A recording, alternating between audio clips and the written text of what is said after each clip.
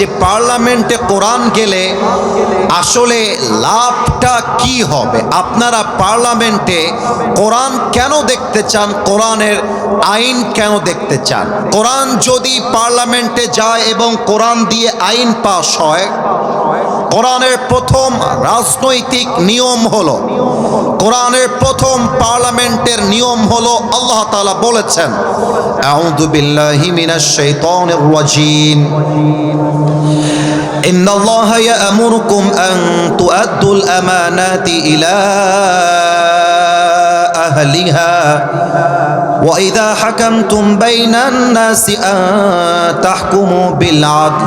আল্লাহ বলছে, যে যেটার যোগ্য, যার যেটা পাওনা, তাকে সেটা বুঝিয়ে দাও। এবং যখন তোমরা বিচার করবে, ইউ হ্যাভ টু জাজ উইথ জাস্টিস।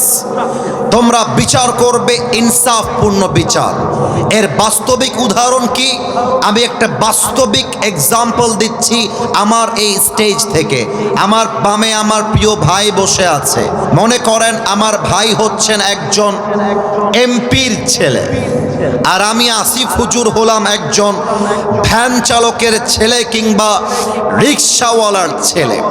আমি রাস্তায় একজন মেয়েকে কথার কথা ইফটিজিং করলাম।